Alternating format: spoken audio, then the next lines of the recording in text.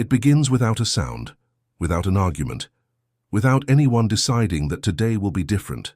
And that is what makes it difficult to locate, because nothing has been taken in a way that can be pointed to, nothing has been denied openly, and yet there is a faint but persistent sense that a line has shifted somewhere beneath your feet, as if the ground you have stood on for decades has been adjusted by a fraction, just enough to throw off your balance without causing a fall, and you notice it not through loss of strength or failure of mind, but through a quiet hesitation that appears where certainty used to live, a pause before choosing, a moment where you wonder whether you should ask, inform, explain, or justify something that once required no permission at all, and the first time it happens, you dismiss it because it seems reasonable, even polite, even wise, because aging teaches caution and consideration, and you tell yourself, this is maturity, this is adaptation, this is what responsible people do.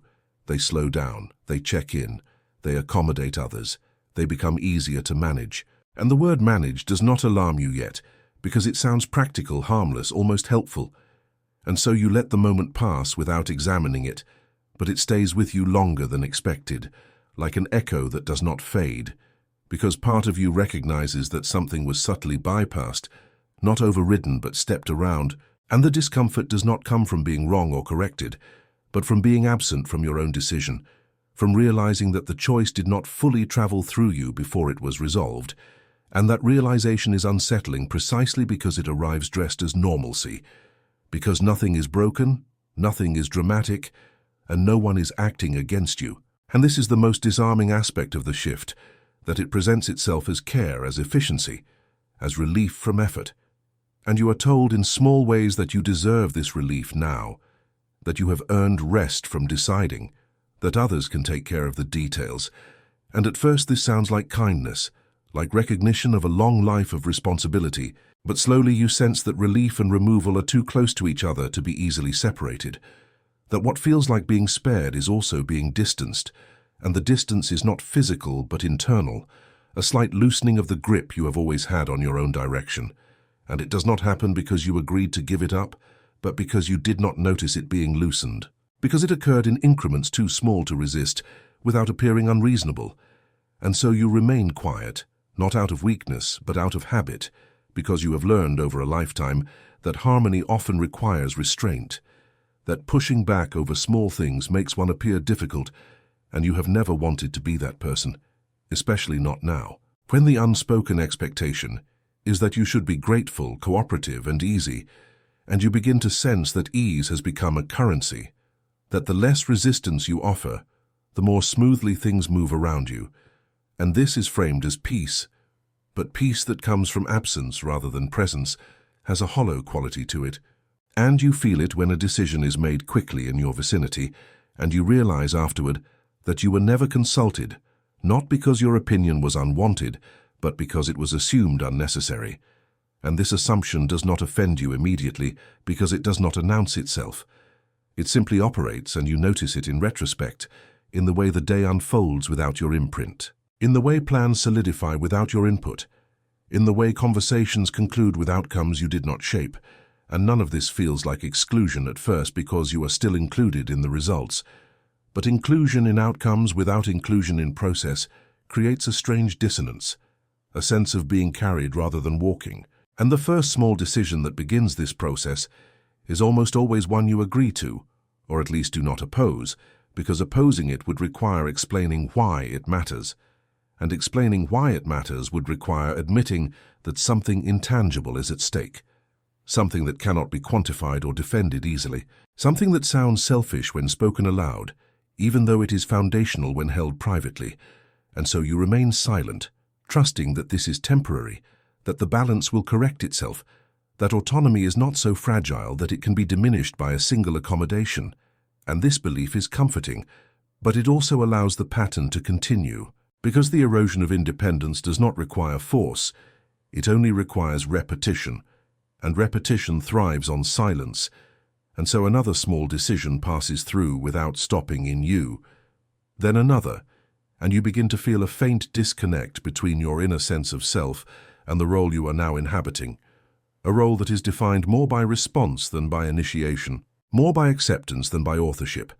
And this shift is difficult to articulate because it does not announce itself with loss of ability or clarity.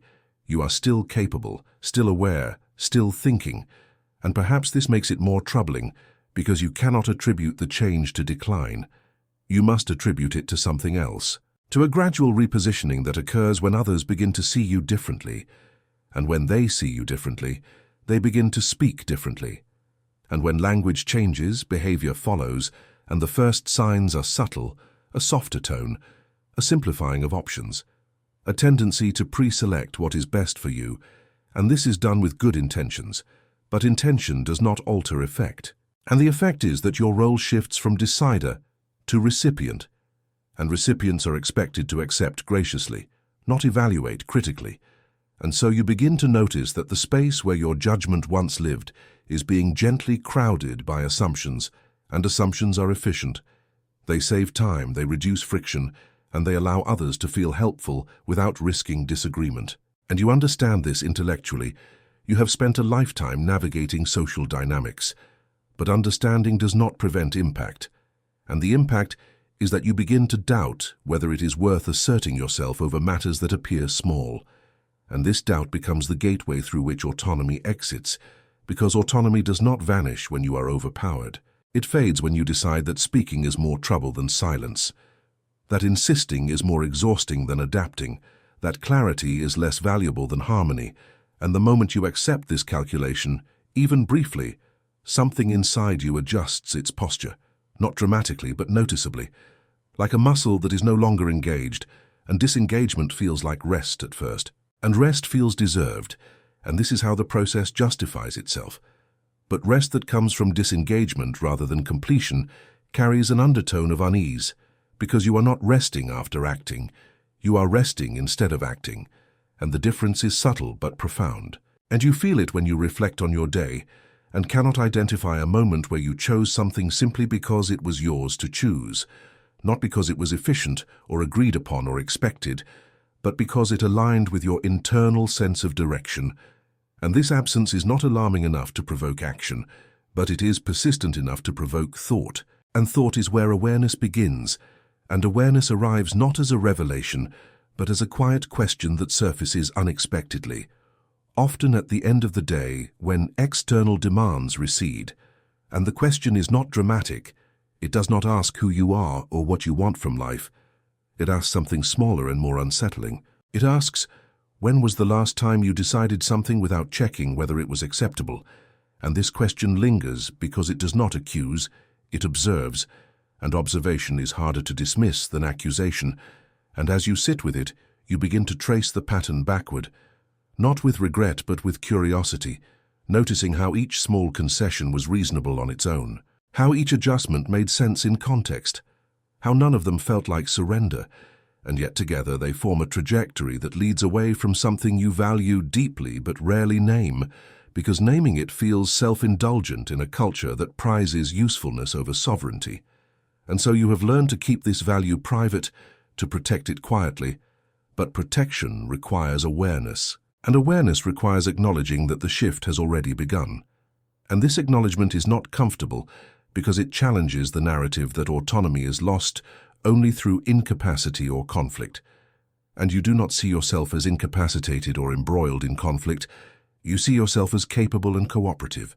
And this self-image makes it difficult to admit that something essential has been diluted, not taken but thinned, spread across too many accommodations until it no longer holds its original shape, and the realization does not arrive with anger or fear, but with a subdued sadness that is difficult to explain, because nothing is wrong in a way that can be fixed, nothing has been damaged in a way that can be repaired, and yet something has shifted in a way that cannot be ignored once seen, and seeing it does not compel you to act immediately. It simply alters the way you interpret future moments, and this alteration is the beginning of awareness, the quiet recognition that autonomy is not a given, not a permanent state secured by past strength or achievement, but a living posture that requires attention, and attention has been slowly diverted elsewhere. And now, in this moment of reflection, you feel the weight of that diversion, not as a burden, but as a presence, a subtle awareness that the first small decision that took something from you did not do so by force, but by invitation, and that you accepted because it seemed insignificant, because it seemed kind, because it seemed reasonable, and because you trusted that what mattered most could not be touched by such small hands. And now you are beginning to understand that what matters most is often the most vulnerable precisely because it operates quietly, without defense, relying on your vigilance to remain intact. At some point the pattern becomes visible, not all at once but gradually, like a picture emerging from fog, and when it does, it is not shocking. It is almost disappointing in its simplicity, because there is no villain, no clear moment where someone crossed a line, no decision that can be isolated and reversed, only a series of interactions that follow a logic so common it feels inevitable. And this is what makes recognition uncomfortable, because you realize that what has been happening is not personal, it is structural, woven into the way concern is expressed, into the way efficiency is prioritized, into the way aging is quietly reframed as a problem to be managed rather than a life to be consulted. And once you see this, you begin to notice how help arrives already shaped, already decided, already positioned as an answer rather than an option. And you notice how often it is offered in a way that assumes agreement, how the language slides past consent and lands directly on outcome, and the tone is gentle, reasonable, caring, which makes resistance feel unnecessary, even rude. And you have spent a lifetime understanding tone, understanding implication, understanding when something is meant kindly. And this understanding works against you now, because you hesitate to disrupt what appears well-intentioned, and so you nod, you allow, you adapt, and the help becomes a habit. And habits do not ask permission once they are established.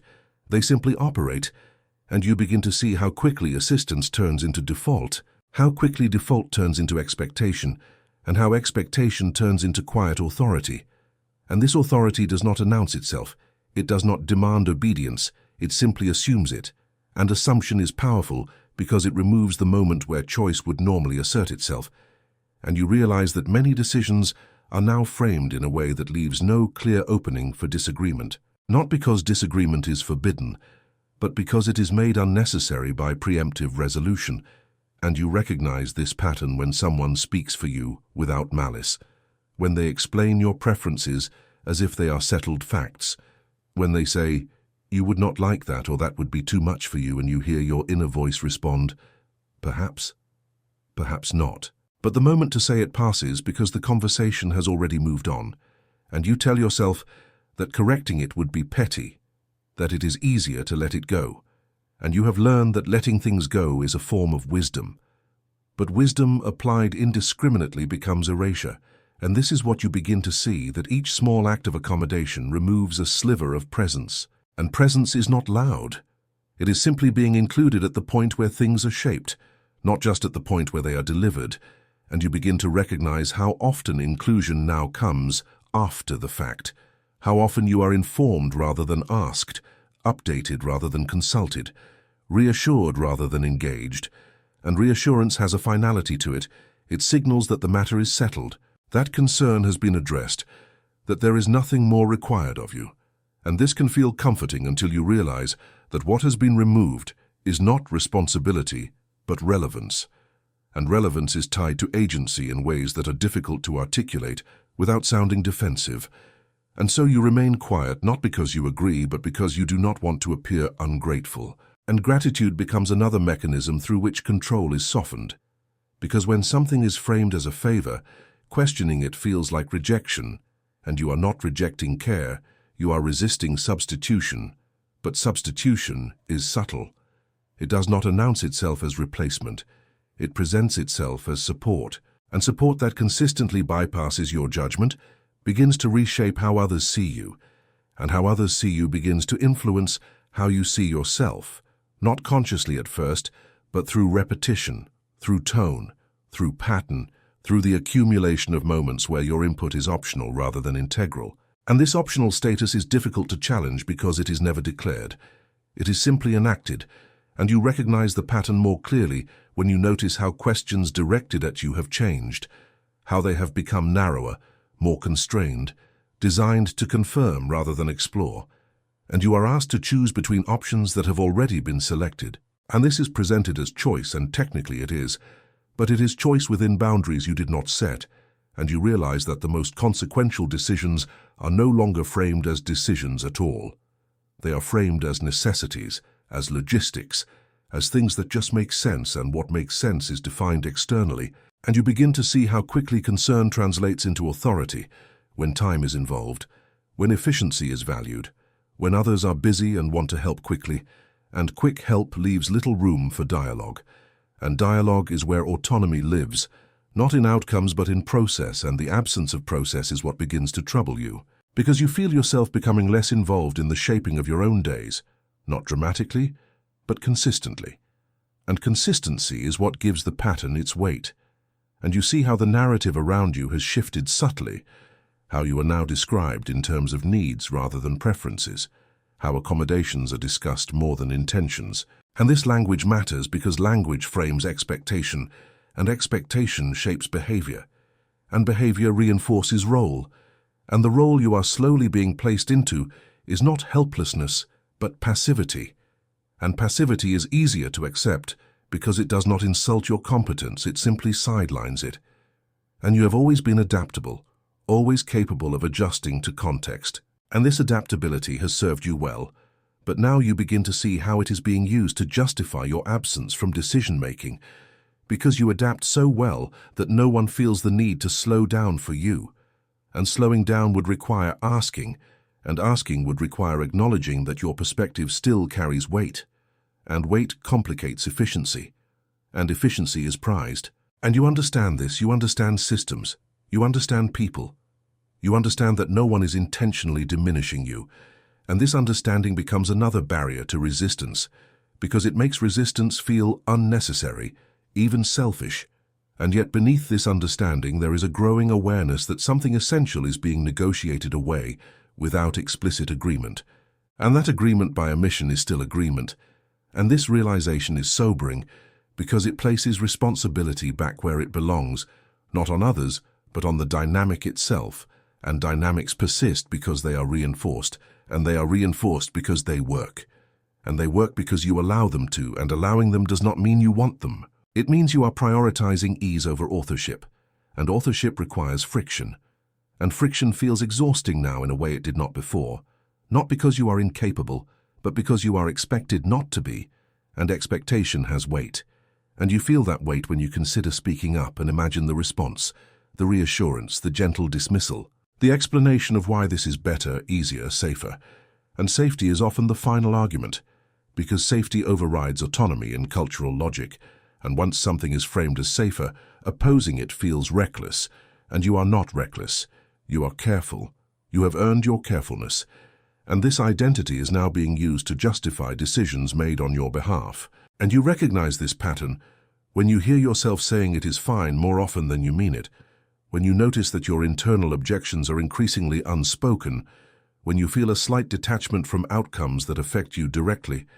And detachment is a signal, not of peace but of disengagement, and disengagement creeps in quietly because it feels like relief at first, like being spared the burden of deciding.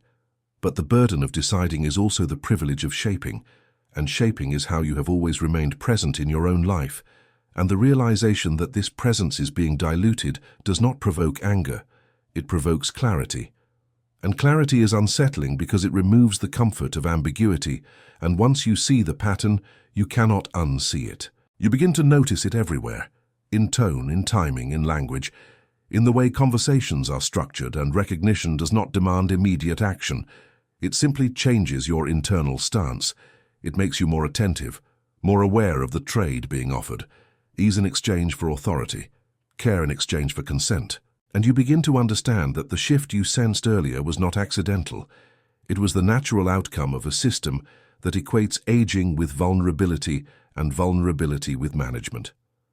And management does not ask, it organizes. And being organized is efficient, but being organized is not the same as being respected.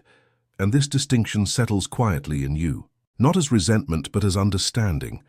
And understanding is the threshold you are now standing on, the point where awareness becomes recognition, and recognition brings with it a new responsibility, not to resist everything, not to reclaim control loudly, but to see clearly what is being offered and what is being taken, even when it is wrapped in kindness, especially when it is wrapped in kindness, because kindness that bypasses consent is not malicious, but it is still directional, and direction given without participation slowly trains you to follow rather than lead. And this training happens not through force, but through habit. And habits are powerful precisely because they feel normal. And now, with this recognition, normal no longer feels neutral. It feels consequential. And this awareness changes the way you inhabit each small moment, not yet in action, but in perception. And perception is where autonomy begins to reassert itself, quietly, internally, without announcement, simply by noticing what is happening as it happens, and this noticing is not confrontational, it is clarifying. And clarity is the first step toward reclaiming something that was never explicitly taken, but has been gradually reassigned. The weight of it settles in slowly, not as a single realization, but as a cumulative heaviness that gathers around ordinary moments, moments that used to pass without reflection, and now carry an undertone of displacement. And this weight is not dramatic enough to demand immediate response, which is precisely why it persists, because it does not announce itself as loss. It presents itself as adjustment, as practicality, as a reasonable evolution of roles, and you have lived long enough to know that roles evolve, that nothing remains fixed. And this knowledge makes it easier to accept the repositioning, even as it quietly reshapes your place within your own life. And you begin to feel it most clearly in how you are spoken to, not in words that are overtly diminishing, but in tone that has softened beyond necessity, in explanations that arrive unprompted, in reassurances that assume uncertainty where there is none. And this change in tone does something subtle but powerful. It reframes you from participant to object of consideration, and consideration sounds respectful. But when it replaces consultation, it becomes a form of management, and management carries with it an implicit hierarchy, one that places decision-making elsewhere while leaving you responsible only for compliance. And compliance is easy to mistake for cooperation, especially when you have always valued cooperation, when you have built relationships on reliability and reasonableness, and you do not want to become someone who resists for the sake of asserting relevance. And so you adapt again, telling yourself that this is minor, that this is just how things are now, that insisting on being consulted for every detail would be exhausting for everyone involved, including yourself. And this reasoning feels sound. It feels mature. And yet, the emotional cost begins to surface in quiet ways, in a sense of being handled rather than engaged, in the subtle humiliation of having your preferences summarized instead of asked. And this humiliation is not sharp. It is dull, persistent, and difficult to name, because naming it would require admitting that dignity has been compromised. And dignity is not something you want to feel fragile about. You have earned it through decades of responsibility, resilience, and contribution. And the idea that it could be eroded without confrontation feels unsettling, almost implausible. And yet the evidence accumulates in moments where your input is acknowledged politely, but not integrated, where decisions are explained to you after they are made, where your role is to understand rather than to influence, and understanding is positioned as the highest expectation placed upon you, as if comprehension has replaced agency, and this replacement is framed as respect, as inclusion, as keeping you informed. And being informed is not nothing, but it is not the same as being involved, and the difference begins to weigh on you when you notice how often your days are shaped by arrangements you did not initiate, when your schedule feels less like an expression of your priorities and more like a response to systems designed around convenience and efficiency. And you recognize that efficiency often comes at the expense of individuality, because individuality complicates planning, and you have become easier to plan for, and ease is rewarded, and you feel that reward in the smoothness of interactions, in the absence of conflict, in the way things move forward without friction. And this smoothness is seductive. It suggests harmony. It suggests that everything is functioning as it should. And yet beneath it, there is a growing sense of invisibility, not in the sense of being ignored, but in the sense of being abstracted, reduced to a set of assumptions about what is best for you. And abstraction is what allows others to speak on your behalf without feeling intrusive, because they are not addressing you as a singular consciousness, but as a category. And categories are managed, they are optimized, they are protected, and protection is often used to justify exclusion from decision-making, because protection assumes vulnerability, and vulnerability is emphasized even when it is not dominant. And you begin to feel this emphasis when conversations around you revolve around safety, convenience, and risk mitigation. And these concerns are real. They are not invented, but they are applied broadly, without nuance, without acknowledging your capacity to weigh risk for yourself. And this is where the emotional loss sharpens, because you realize that what is being questioned is not your strength but your judgment. And judgment is core to identity. It is how you have navigated your life, how you have made choices, how you have learned from consequence. And the quiet sidelining of your judgment feels like a negation of your history, as if the decades of decision-making you have accumulated are now considered less relevant than the immediate desire to streamline. And this realization carries a grief that is difficult to articulate because it is not tied to a single event. It is tied to a shift in status, a repositioning from authority to dependency. And dependency is not imposed outright.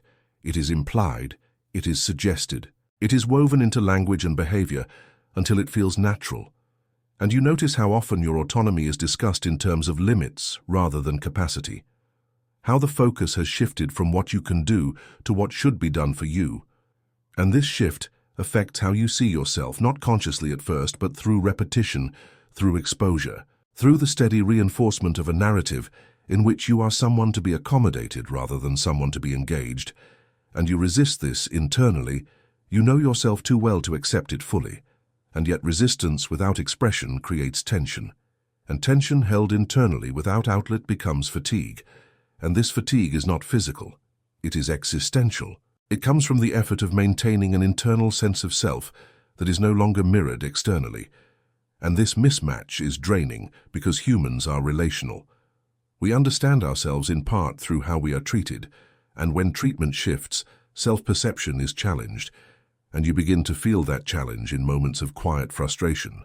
In the urge to assert yourself followed by the decision not to, in the awareness that pushing back would require energy you are no longer sure you want to spend, and this calculation is rational. It makes sense, but it also marks a turning point, because each time you choose not to assert, the role solidifies, and roles once solidified are difficult to dismantle without disruption. And disruption is something you have learned to avoid, not out of fear but out of wisdom. And yet wisdom that prioritizes peace over presence eventually leads to erasure. And this is the loss you begin to feel, not the loss of independence in a practical sense, but the loss of being recognized as the primary authority in your own life. And this loss manifests emotionally as a subtle withdrawal, a pulling back from engagement, a reduction in initiative. Not because you have lost interest, but because interest no longer feels impactful. And when initiative does not change outcomes, it feels pointless, and pointlessness is corrosive. It eats away at motivation, at identity, at the sense of being a living agent rather than a managed entity. And you notice this corrosion in how you approach conversations, in how you frame your thoughts, in how often you preemptively adjust your desires to fit what is expected, and expectation becomes a quiet boundary, one you respect even when it conflicts with your internal compass. And this conflict creates a low-level distress that does not demand attention but persists nonetheless. And you carry it with you, in the background of your days, as a sense that something has been taken from you not by force but by drift, and drift is difficult to counter because it has no direction you can oppose. It simply happens, and you are left feeling that you have been moved without moving, repositioned without walking. And this realization is heavy, not because it signals defeat, but because it reveals how much has already changed without ceremony, without resistance, without acknowledgement. And the emotional weight of this recognition lies in understanding that dignity does not disappear when strength fades.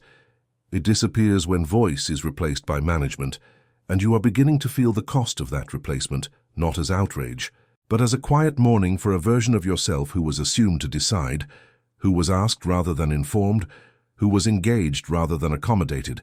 And this mourning does not lead immediately to action. It leads to stillness, to reflection, to a deepening awareness of what has been lost and how it was lost. And this awareness marks the end of innocence, the point at which you can no longer tell yourself that nothing has changed, because something has. And feeling its weight is unavoidable now, even if what you do with that feeling remains undecided. Clarity does not arrive as relief, it arrives as stillness, a settling of internal noise that comes after the struggle to interpret what has been happening finally exhausts itself. And in that stillness you stop asking who is at fault and start seeing the structure of the exchange more plainly, without accusation, without drama, simply as it is. And what you see is not a theft, but a transaction, one that has been occurring quietly, incrementally with your tacit participation. And this recognition is sobering because it removes the comfort of victimhood and replaces it with something more demanding, responsibility for how much of yourself you have been willing to hand over in exchange for ease. And this responsibility does not feel like blame, it feels like honesty, and honesty has a grounding effect.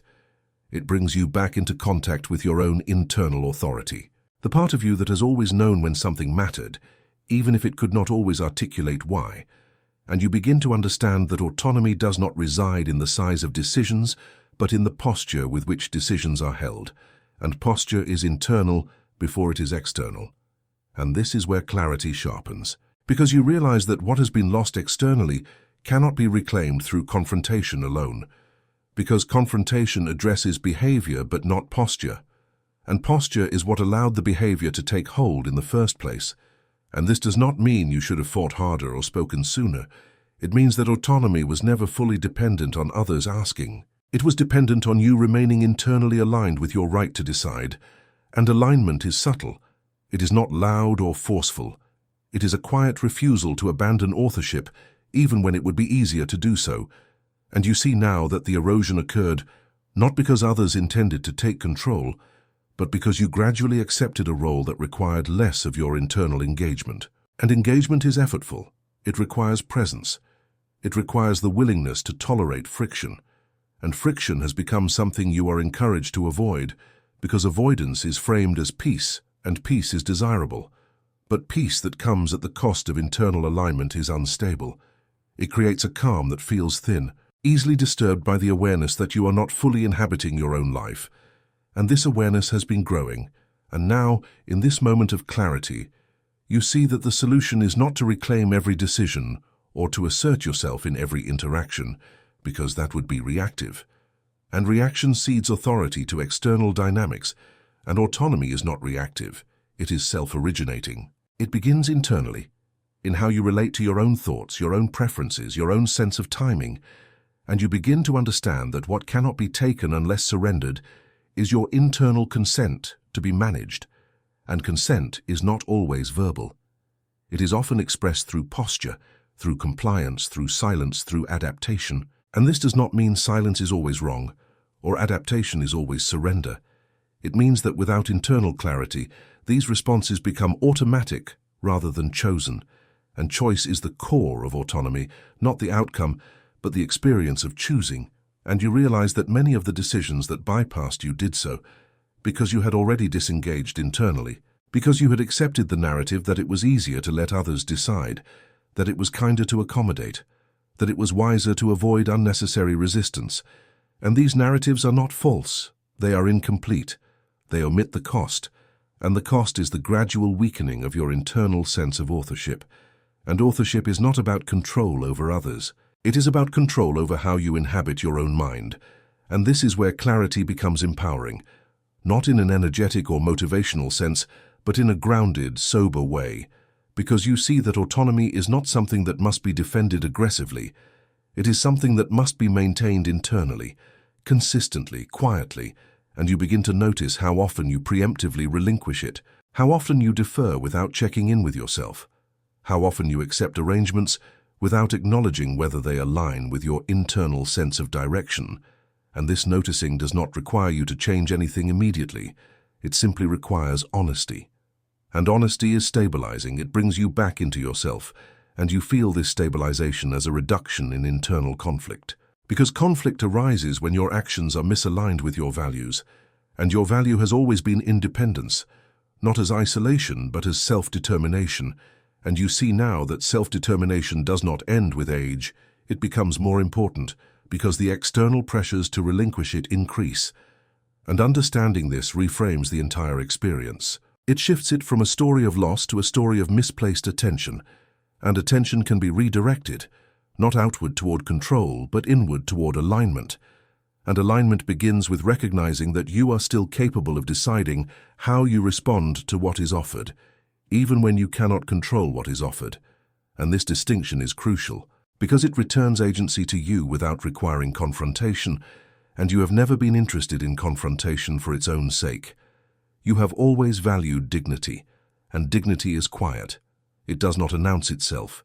It does not demand recognition. It simply exists as an internal standard that guides behavior, and you realize that dignity has not been taken from you. It has been neglected, and neglect is reversible through attention, and attention is something you still fully possess. And this realization brings a sense of calm, not because everything is resolved, but because the locus of control has shifted back to where it belongs, inside you, and you begin to see that autonomy is not dependent on others asking you. It is dependent on you remaining internally engaged, on you continuing to experience yourself as the primary decision-maker, even when decisions are shared, even when outcomes are influenced by others. And this internal stance changes how you experience interactions, because you are no longer measuring autonomy by whether you get your way, but by whether you remain present in the process, whether you register your preferences internally, whether you consent consciously rather than by default. And this conscious consent transforms accommodation from surrender into choice, and choice restores dignity, even when the outcome remains the same. And this is the quiet power of clarity. It does not require external validation. It does not depend on others changing their behavior. It simply re-establishes your internal authority. And authority is not about dominance. It is about authorship. And authorship is something you can reclaim without saying a word, by how you hold yourself, by how you evaluate what is offered, by how you decide when to speak and when to remain silent, and silence becomes a choice again rather than a habit. And this distinction is subtle but profound, because habit erodes autonomy. Choice reinforces it, and you begin to understand that the earlier sense of loss came not from others making decisions, but from you feeling absent from your own life. And absence is an internal state before it is an external condition. And presence is something you can cultivate not through effortful assertion, but through attentive awareness. And this awareness sharpens your sense of self. It reconnects you with your own judgment, your own timing, your own internal compass, and you feel this reconnection as a quiet confidence, not the confidence of certainty or control, but the confidence of alignment, the knowledge that you are still oriented toward yourself, that you have not abdicated your role as the primary witness to your own life. And this orientation changes how you interpret the actions of others, because you no longer see them as encroachments or failures. You see them as offers, and offers can be accepted or declined internally, even when declined externally feels impractical. And this internal decline preserves autonomy without creating conflict, and you realize that this is the kind of autonomy that endures.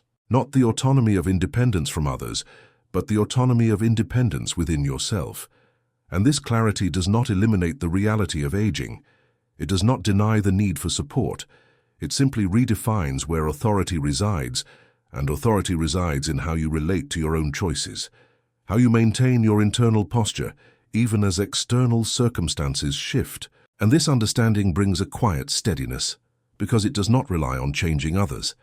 It relies on remaining intact. And intactness is not about resisting change. It is about remaining aligned through change, and this alignment is something you can carry forward quietly without announcement, without confrontation, simply as a way of being. And in this way, clarity does not restore what was lost externally. It restores what was loosened internally, and that restoration is subtle, but it is real, and it marks a turning point, not in behavior yet, but in awareness. And awareness is where all durable change begins. Something settles after clarity, not as a conclusion but as a posture, a way of standing inside yourself that does not require explanation or reinforcement. And this posture is quieter than resistance and firmer than acceptance. It is not reactive. It does not measure itself against others. It simply exists as a steady orientation toward your own authority, and you notice it first in how little you feel compelled to justify yourself, how the internal urgency to explain, defend, or preemptively comply begins to recede, replaced by a calm sense of ownership over your thoughts, your timing, your consent. And this ownership does not announce itself. It does not seek recognition. It does not need to be visible to be real. And that is what gives it durability, because it is not dependent on being acknowledged by anyone else. It is anchored internally, and you realize that autonomy, when held quietly, does not require reclaiming the past or correcting every misalignment. It requires inhabiting the present with intention, and intention is subtle. It shows up in pauses, in moments where you allow yourself to register what you actually think before responding, in the choice to answer slowly rather than immediately. And slowness becomes a form of authority, not because it asserts dominance, but because it resists being rushed into agreement, and you have lived long enough to understand that being rushed is often how consent is bypassed, how decisions are smoothed over before they can be examined. And now you allow yourself the space to examine internally, even if externally nothing changes. And this internal examination restores a sense of agency that had been dulled. And you feel it when you notice that you no longer need to push back to remain intact. You simply need to remain present. And presence shifts the dynamic without confrontation, because presence alters how you respond. And how you respond shapes how others engage with you, not through force, but through subtle recalibration. And you see that quiet autonomy is not about regaining control over situations. It is about maintaining control over yourself, over your inner alignment, over the decision to agree or disagree internally, even when externally you choose accommodation. And this distinction is liberating because it removes the false choice between submission and conflict and replaces it with something more nuanced: discernment. And discernment is a skill refined over time, one you already possess, and you begin to trust it again, not in grand decisions but in small ones, in whether you accept a suggestion wholeheartedly or with reservation, in whether you allow assumptions to pass through you unexamined or pause to register their impact. And this registration matters because autonomy is not only expressed through action, it is sustained through awareness. And awareness ensures that even when you adapt, you do so consciously rather than by default. And default is what eroded your independence before, not because it was imposed, but because it was unexamined. And now examination becomes your quiet safeguard. And you notice that this internal shift reduces resentment, because resentment often arises when you feel acted upon without agency, and when you reclaim agency internally. Resentment loses its footing, and you no longer need to assign blame or dwell on what has changed. You simply adjust your internal stance, and this adjustment restores dignity, not as a performance but as a lived experience. And dignity lived internally does not depend on being treated a certain way. It depends on how you treat your own thoughts, your own preferences, your own sense of timing. And you begin to respect these again, even when circumstances require compromise. And compromise no longer feels like loss. It feels like choice, and choice, even constrained, preserves autonomy. And this preservation is quiet. It does not disrupt relationships. It does not demand acknowledgement. It simply stabilizes you. And stability becomes noticeable in how less reactive you feel, how less compelled you are to correct or comply, how comfortable you are with allowing silence. And silence becomes a space where your authority resides, not as absence but as presence. And you understand now that refusing the role does not require confrontation. It requires non-identification, the decision not to internalize a narrative that reduces you to a set of needs or limitations. And you do this by continuing to see yourself as a thinking, deciding individual, regardless of how others frame you. And this internal continuity is powerful because it cannot be taken unless surrendered. And surrender happens internally before it happens externally. And you are no longer surrendering by default. And this is the essence of quiet autonomy. Not a reclaiming of independence in a visible sense, but a maintenance of self-respect in an internal one. And self-respect shapes behavior subtly. It influences tone. It informs boundaries without needing to state them. And you notice that when you hold yourself this way, interactions feel less draining, because you are no longer negotiating your worth internally. You are simply engaging from a place of alignment, And alignment brings a sense of calm that is not complacent. It is grounded. It accepts reality without relinquishing selfhood. And this acceptance is not resignation, it is clarity. And clarity allows you to navigate a world that means well but often oversteps, without losing yourself in the process. And you realize that autonomy after 60 is not about proving capability or resisting help. It is about retaining authorship over your internal life, over how you interpret, consent, and respond. And this authorship is quiet. It does not need reinforcement, it simply needs attention. And you give it that attention now, not through effort, but through awareness. And this awareness becomes your anchor, allowing you to move through days shaped by others without being shaped out of yourself. And this is not a dramatic transformation. It is a subtle one, barely visible from the outside, but internally it changes everything. Because you no longer feel carried. You feel present, and presence is the core of dignity. And dignity maintained internally does not fade with age.